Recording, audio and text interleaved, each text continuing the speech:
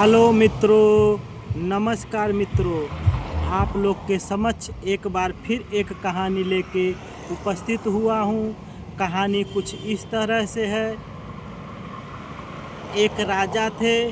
इनके राज्य दरबार के गुरुजी जब भी कोई घटना होती थी तो बोलते थे कि जो भी हुआ ईश्वर की मर्जी से हुआ और अच्छा हुआ। फिर क्या था, कुछ समय बाद राजा का लड़का राजकुमार तलवारबाजी सीख रहे थे। तलवारबाजी सीखते समय इनके हाथ से ही इनकी एक अंगुली कट जाती है। फिर मंत्री जी दौड़े दौड़े आते हैं, राजा साहब से बोलते हैं, राजा साहब, राजकुमार जी तलवारबाजी सीख रहे थे, इनके हाथ से ही इनकी एक अंगुली कट गई। राजा साहब गुरु जी की तरफ देखते हैं और गुरु जी वही शब्द बोलते हैं, अच्छा हुआ। फिर क्या था, राजा जी को क्रोध आ जाता है और मंत्री को आदेश देते हैं कि इनको ले जाओ, कारावास में डाल दो। मंत्री गुरु को पकड़ के कारावास में डाल देते हैं। फिर कुछ समय के बाद राजकुमार अपने सिपाहियों के साथ जंगल में शिकार खेलने जाते हैं।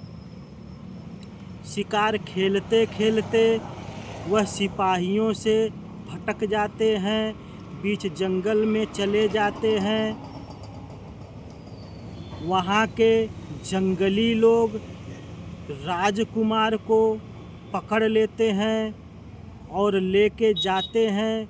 बोलते हैं कि देवी जी के, माता जी के सामने इस इंसान की बलि चढ़ाई जाएगी।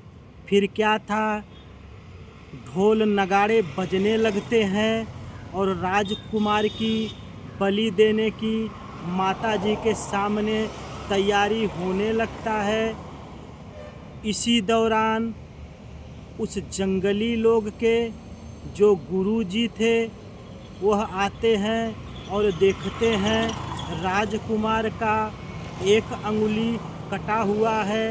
वह बोलते हैं, यह इंसान को देवी माँ के सामने बलि नहीं दिया जा सकता क्योंकि इसकी एक अंगुली कटी हुई है, यह इंसान खंडित है। फिर क्या था, वहाँ के लोगों ने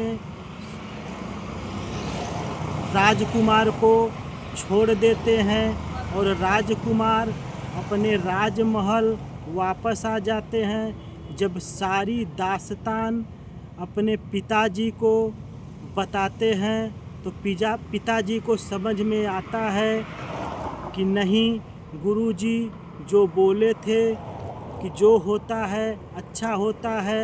अगर आज हमारे राजकुमार की अंगुली नहीं कटी होती तो आज इसकी गर्दन कट जाती।